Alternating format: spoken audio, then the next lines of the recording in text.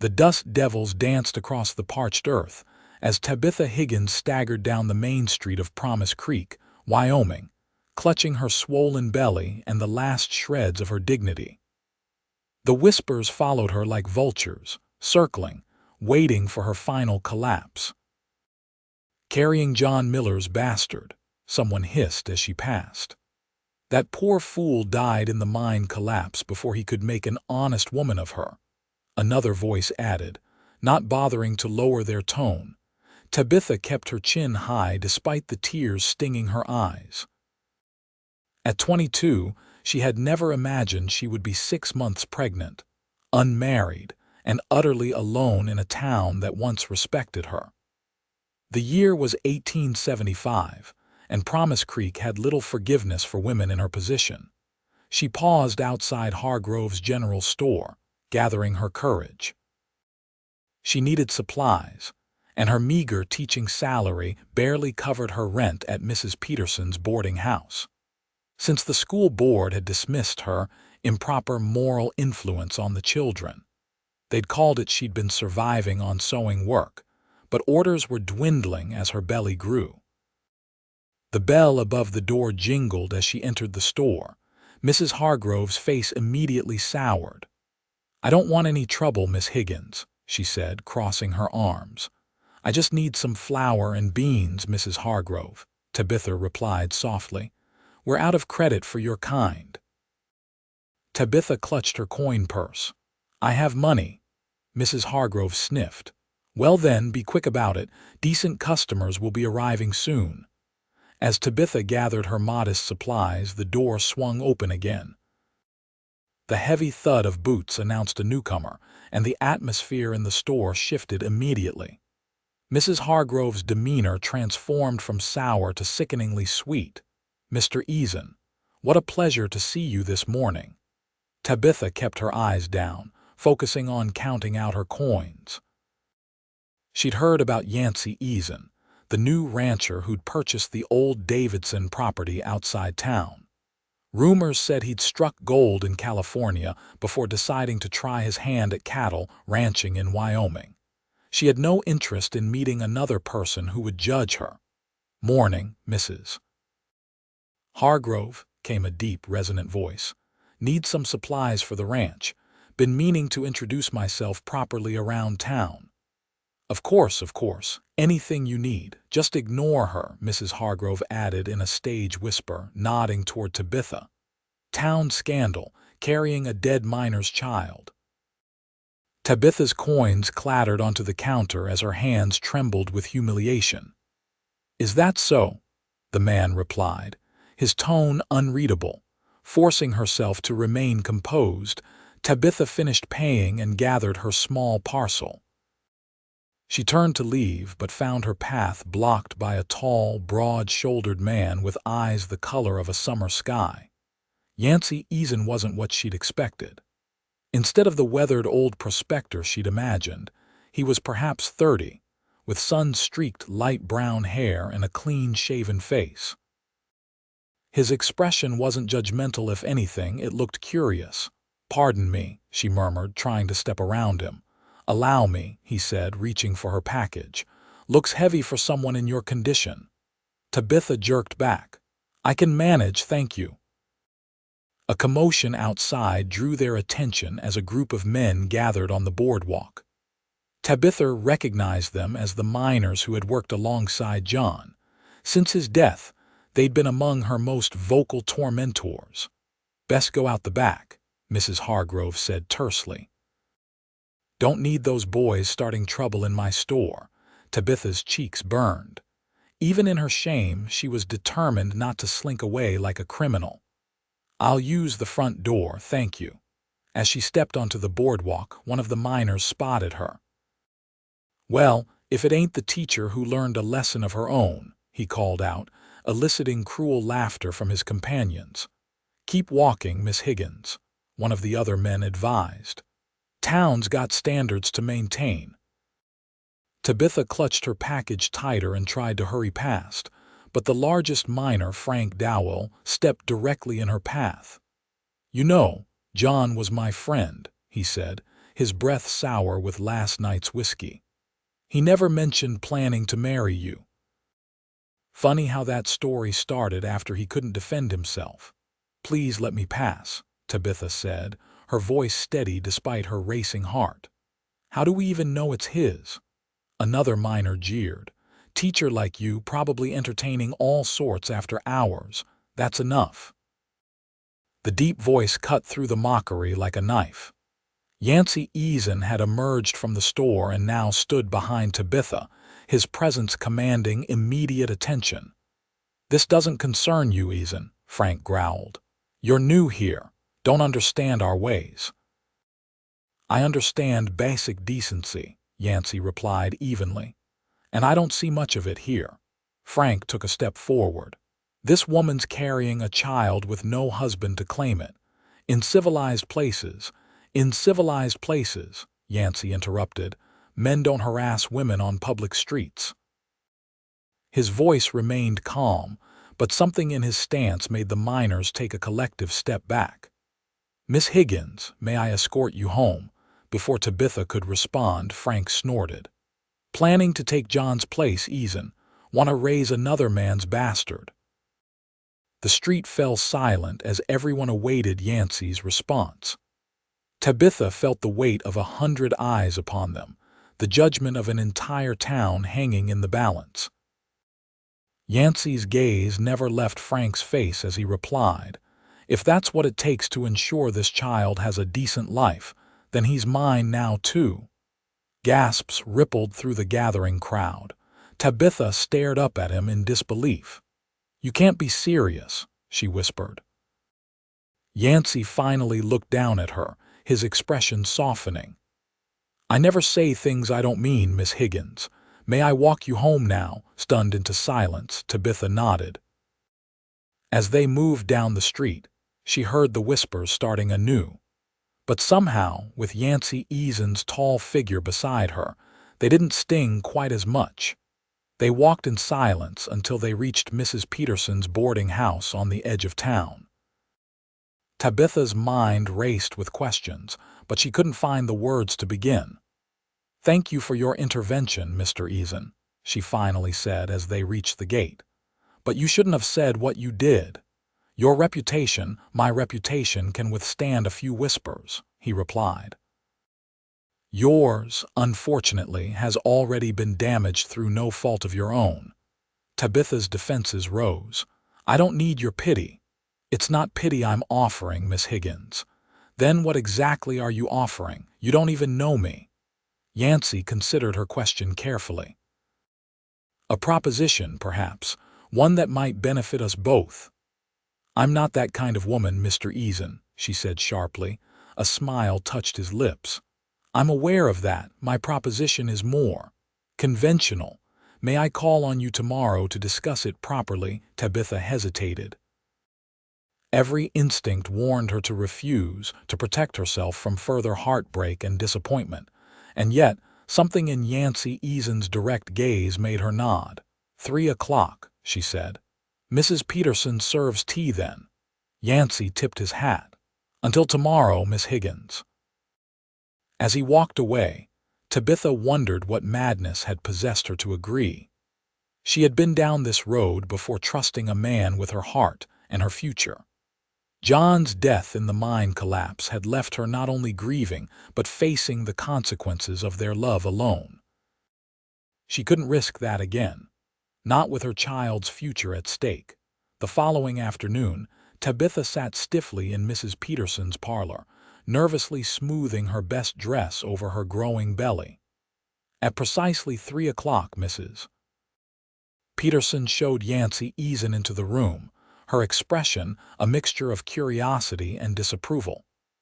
"I'll bring the tea," the landlady said, lingering longer than necessary before reluctantly departing. Yancy removed his hat, revealing hair still damp from a recent washing. He traded his work clothes for a clean shirt and jacket. "Thank you for seeing me, Miss Higgins. I admit I'm curious about your proposition, Mr. Eason."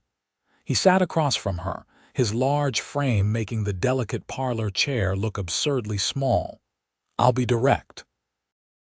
I need a wife, and you need protection for yourself and your child. Tabitha blinked. You're proposing marriage to a woman you met yesterday, a woman carrying another man's child. Yes. His bluntness left her momentarily speechless. Why would you do such a thing? Yancy leaned forward, resting his elbows on his knees. I have a ranch that needs a woman's touch. I need heirs. You're educated, capable, and from what I've observed, strong-willed enough to handle frontier life. And the child, she asked, protectively covering her belly, would be raised as my own. No one would ever question it. Tabitha searched his face for signs of deception or ulterior motives, but found only earnestness. This is madness, Mr. Eason. You know nothing about me. I know you're in an impossible situation. I know this town has turned against you, and I know a child deserves better than to be born into that kind of hostility. Mrs. Peterson entered with the tea tray, interrupting their conversation. After she departed again, Tabitha poured with trembling hands. What happened to the child's father, if I may ask? Yancy inquired gently. Tabitha set down the teapot. John Miller. He was killed in the mine collapse 3 months ago. We planned to marry once he'd saved enough for a proper home. I'm sorry for your loss. Are you? She met his gaze directly. Most people in town believe I'm lying about our intentions, that I'm trying to preserve what little reputation I have left. What people believe rarely aligns with the truth, Yancy replied. I've no reason to doubt your word. Tabitha studied him. You still haven't explained why you're really doing this. A successful rancher like yourself could have any unmarried woman in the territory. A shadow passed over Yancy's face. Perhaps I understand what it means to be judged unfairly. He hesitated before continuing. 5 years ago, I was accused of a crime I didn't commit. Spent 2 years in prison before the real culprit confessed. By then, my name was ruined in California. So this is about redemption, for both of us, perhaps. He sipped his tea. I'm offering you a partnership, Miss Higgins. A fresh start. I won't pretend romantic feelings I don't yet possess, but I do offer respect, protection, and a good life for your child. And if I refuse, then I wish you well and will trouble you no further. Tabitha set down her cup. I need time to consider. Yancy nodded. Of course. But I should mention I'm riding to Cheyenne in 3 days to purchase breeding stock. If you decide to accept, we could be married before I leave and return to the ranch as husband and wife. After he departed, Tabitha sat alone in the parlor, her mind whirling. Was she truly considering marrying a near stranger to secure her child's future? And yet, what were her alternatives? The school wouldn't rehire her. Her sewing work was drying up. Eventually, Mrs. Peterson would ask her to leave. That night, as Tabitha lay in bed, the baby kicked vigorously as if offering an opinion on the matter. What should I do, little one? She whispered, stroking her belly. Your father would want us to be safe, wouldn't he? 2 days later, Tabitha stood before Justice of the Peace Samuel Gordon, her simple blue dress the finest thing she owned. Beside her, Yancy Eason looked solemn in his black suit as they exchanged vows. There were no witnesses except Mrs. Peterson, who had surprised Tabitha with her support. Better than starving, the older woman had said pragmatically. And he seems decent enough. The ceremony took less than 15 minutes. When Justice Gordon pronounced them husband and wife, Yancy gently took Tabitha's hand and placed a simple gold band on her finger. The metal felt strange and heavy. Mrs. Eason, he said quietly, offering his arm, Tabitha Eason. The name sounded foreign to her ears. She took his arm, feeling oddly detached from the momentous step she had just taken. They rode to Yancy's ranch that afternoon. Tabitha had few possessions to bring, just 2 trunks containing her clothes, books, and the quilt her mother had made before dying of influenza 3 years earlier. The rocking ranch was larger than she'd imagined. A two-story house stood proudly on a small rise, with a barn, bunkhouse, and various outbuildings spreading below it. Several cowboys paused in their work to watch curiously as Yancy helped his pregnant bride down from the wagon. "Welcome home," he said simply. The house was solidly built but sparsely furnished. Yancy showed her through the rooms, ending with the master bedroom. "I've had the men prepare the adjoining room for me," he said, gesturing to a door connecting to a smaller chamber. "I thought you'd be more comfortable with your own space for now." Tabitha felt a rush of gratitude for his consideration. "Thank you. I'll have your trunks brought up. The housekeeper, Mrs. Finch, comes in 3 times a week from town. She's prepared dinner for us tonight." When he'd gone, Tabitha sat on the edge of the bed, overwhelmed by the swiftness of the change in her circumstances. Yesterday, she'd been a disgraced schoolteacher living in a tiny room at a boarding house. Today, she was mistress of a substantial ranch, married to a man who remained largely a mystery. That evening they ate dinner at opposite ends of a large oak table. The silence stretched between them until Yancy finally spoke. "I've been thinking about the nursery." The room across the hall would get good morning light. Tabitha looked up in surprise. "You've considered a nursery, of course. The baby will need a proper room." He hesitated. "When are you due?" "October. The doctor in town estimates around the 15th. Yancy nodded thoughtfully. "I'll be back from Cheyenne well before then. Is there anything specific you'd like for the baby's room?" The question touched Tabitha unexpectedly. John had never spoken of practical preparations, always focusing on vague future plans.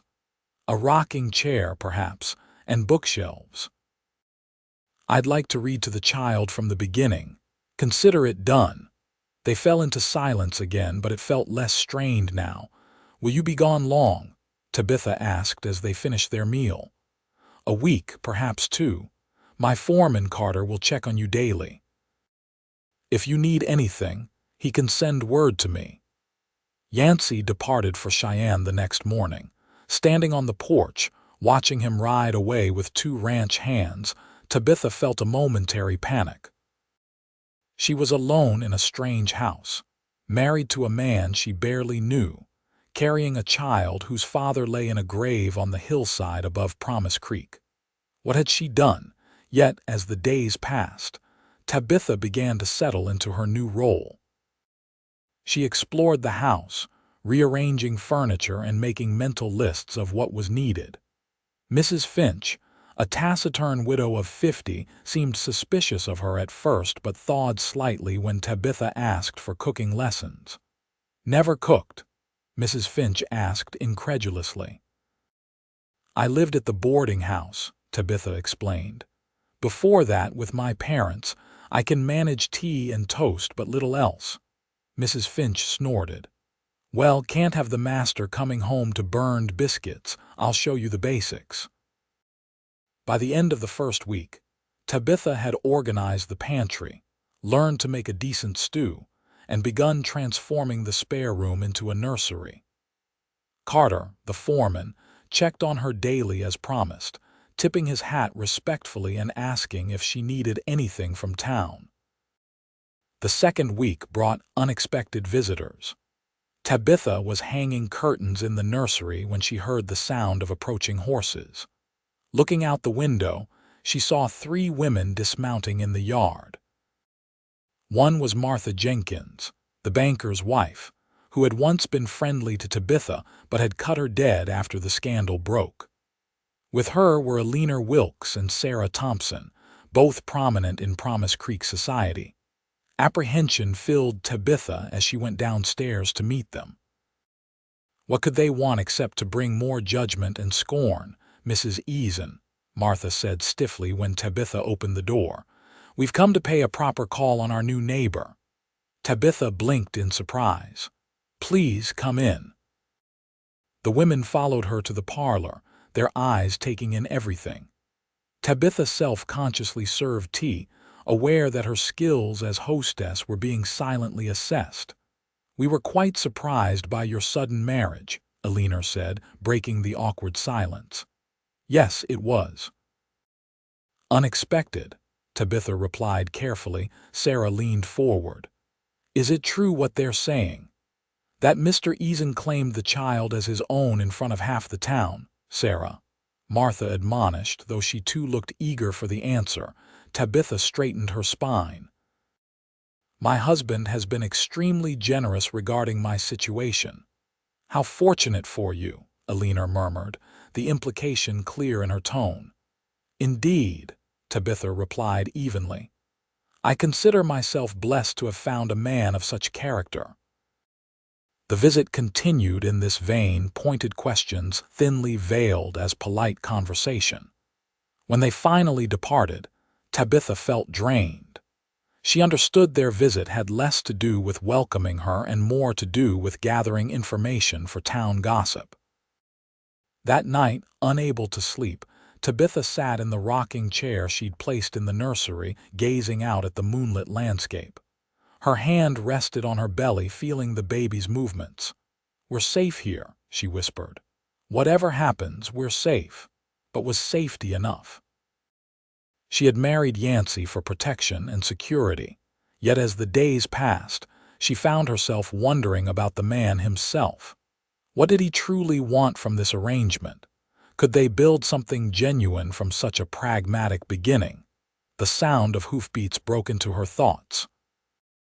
Looking out the window, she saw riders approaching in the darkness, 4 or 5 men, moving with purpose toward the house. Fear clutched at her heart. She hurried downstairs, grabbing Yancy's shotgun from the rack by the door.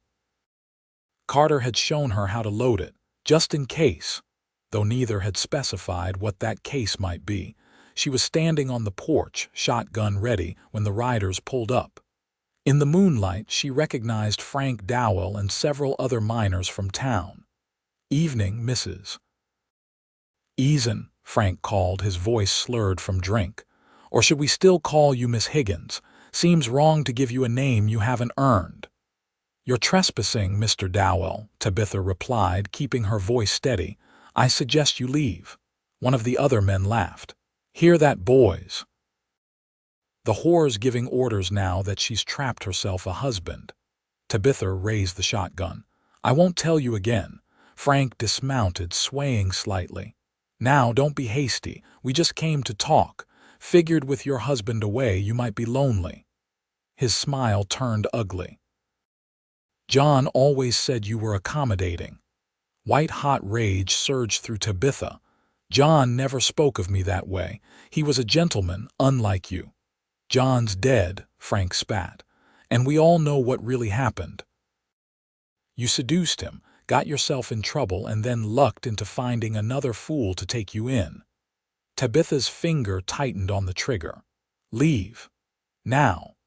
The crack of another rifle split the night.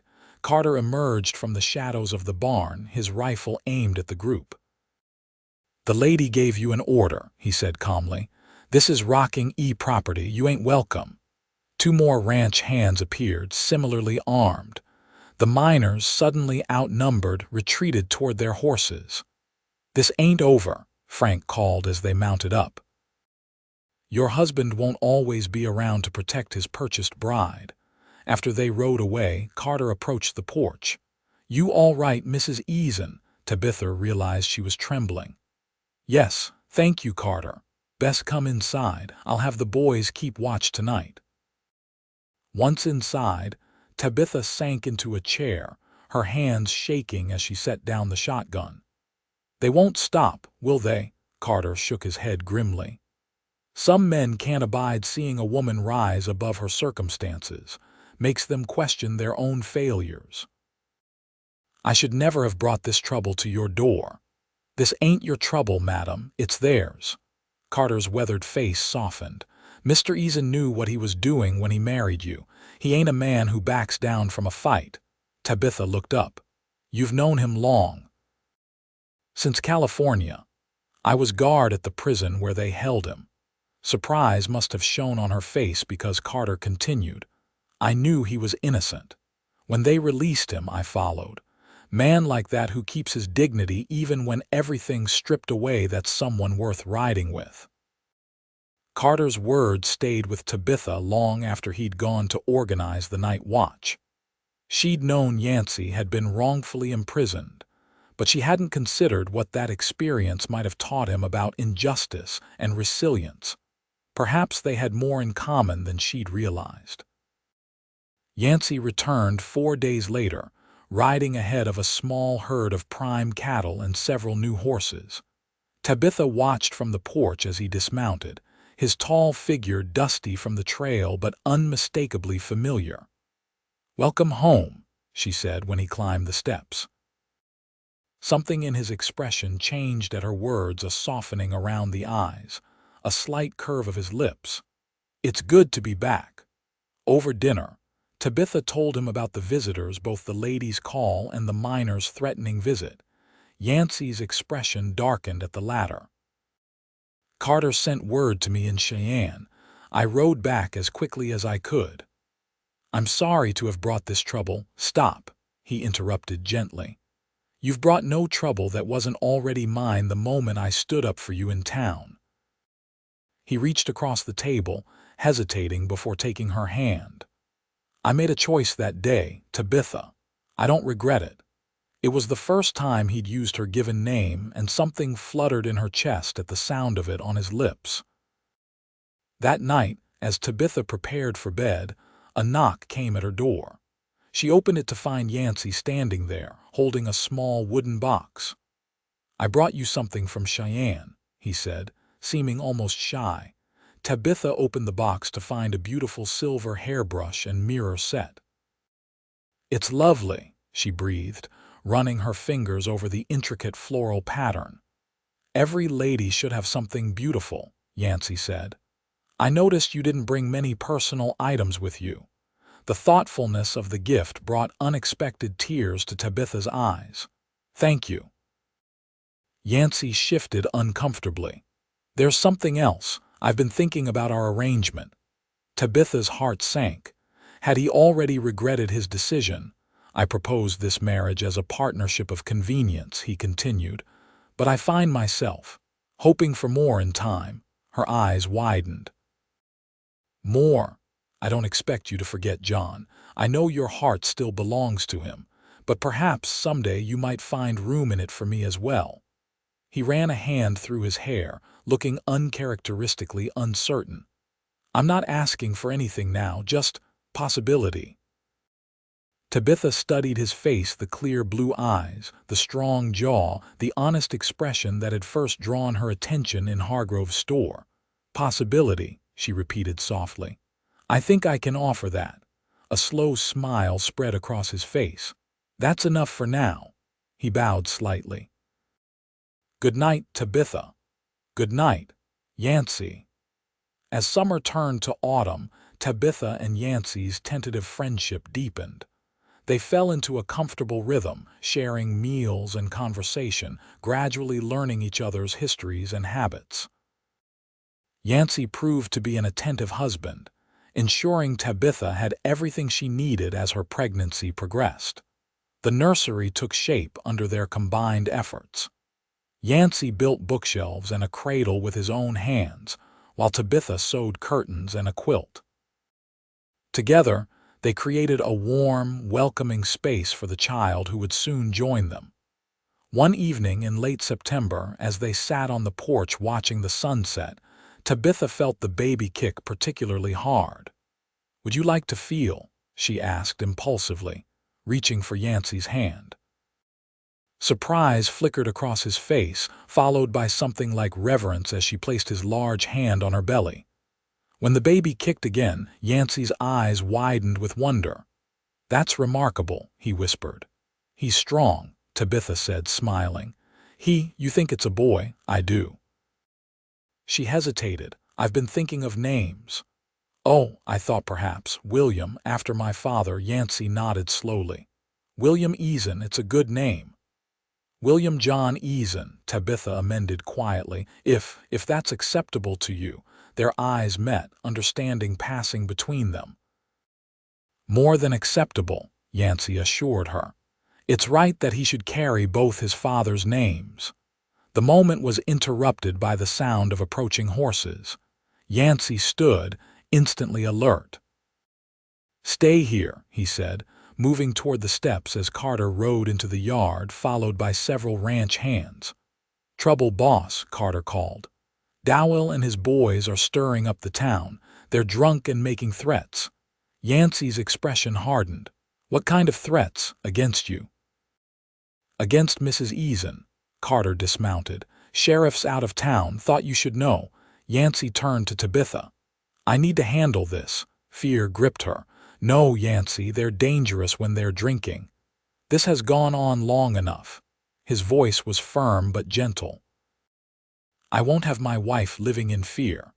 I won't have our son born into a world where men like Dowell think they can threaten his mother without consequences. Our son." The words sent a wave of emotion through Tabitha. "I'll be back before dawn," Yancy promised, leaning down to press a kiss to her forehead there first. Tabitha watched anxiously as Yancy rode away with Carter and the others. Unable to sleep, she paced the house, one hand resting protectively on her belly as she whispered reassurances to her unborn child. Hours passed with no word. As the first light of dawn crept over the horizon, Tabitha heard horses in the yard. She rushed to the door to see Yancy dismounting, his shirt torn and a bruise darkening his jaw but otherwise whole. "What happened?" she asked as he climbed the porch steps. "Frank Dowell won't be troubling you anymore," he said simply. "None of them will, did you?" She couldn't finish the question. "No deaths, if that's what you're asking." Yancy's smile was grim. "But they'll think twice before coming near you or this ranch again. The sheriff returned while we were in town. Dowell and 2 others are in his jail, charged with public drunkenness, destruction of property, and making threats." Relief flooded through Tabitha. She reached up to touch the bruise on his jaw. "You're hurt." "It's nothing." He caught her hand, holding it against his cheek. "Worth it to know you're safe." In that moment, looking up at him in the golden light of dawn, something shifted in Tabitha's heart. This man had not only offered her protection but had fought for her honor, had claimed her child as his own, had treated her with nothing but respect and kindness. "Yancy," she whispered, "I think I'm beginning to find that room in my heart you spoke of." Understanding dawned in his eyes.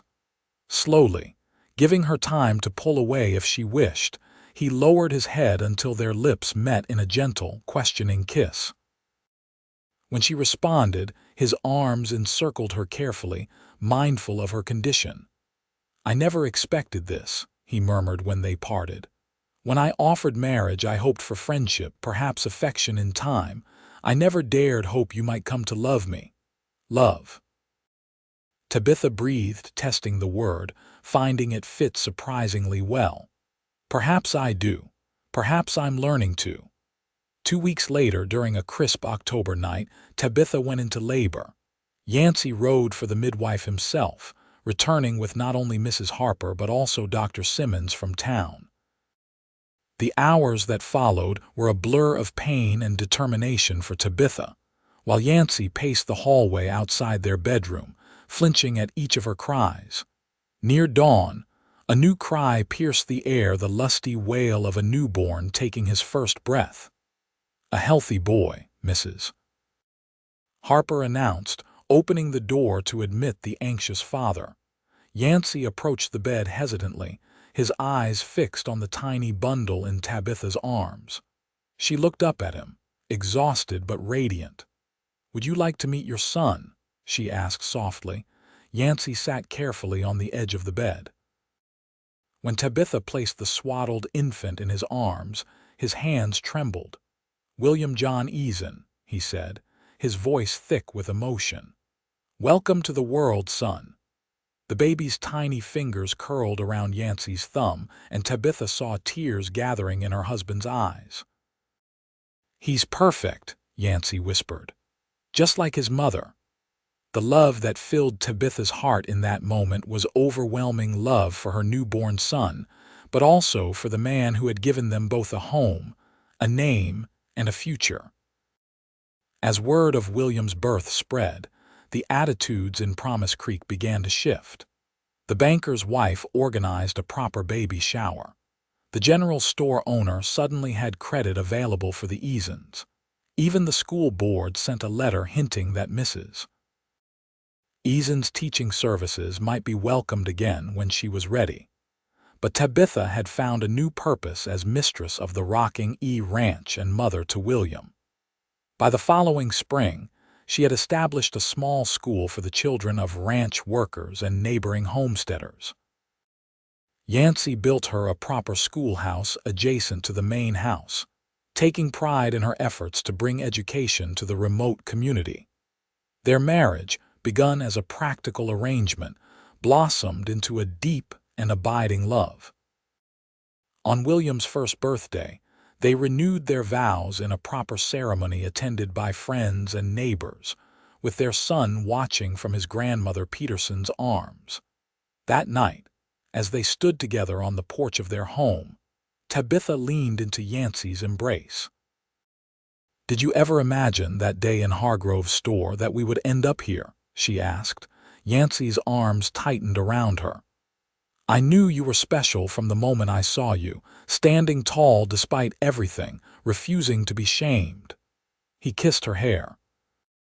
"But I never dreamed how completely you would change my life. You gave me a home when I had nothing," Tabitha reminded him, "and you gave me a family when I thought I'd never have one." Yancy turned her in his arms. "There's something I've been meaning to tell you, Doctor. Simmons mentioned you might be expecting again." Tabitha smiled up at him. "I was waiting for the right moment to tell you. It seems our family is growing sooner than we planned." Joy lit Yancy's face as he lifted her off her feet in a gentle embrace. "Nothing would make me happier." As the stars appeared in the Wyoming sky, Tabitha reflected on the journey that had brought her here. From disgrace and abandonment to love and acceptance. From carrying another man's child alone to building a family with a man whose generosity of spirit had saved them both. "I love you, Yancy Eason," she whispered. "And I love you, Tabitha Eason," he replied. "Always." In the nursery upstairs, William slept peacefully, secure in the knowledge even at his young age that he was cherished by both his parents. The child who had once been mocked as a burden had become the beloved center of a family built not on convention, but on choice, courage, and love that grew stronger with each passing day.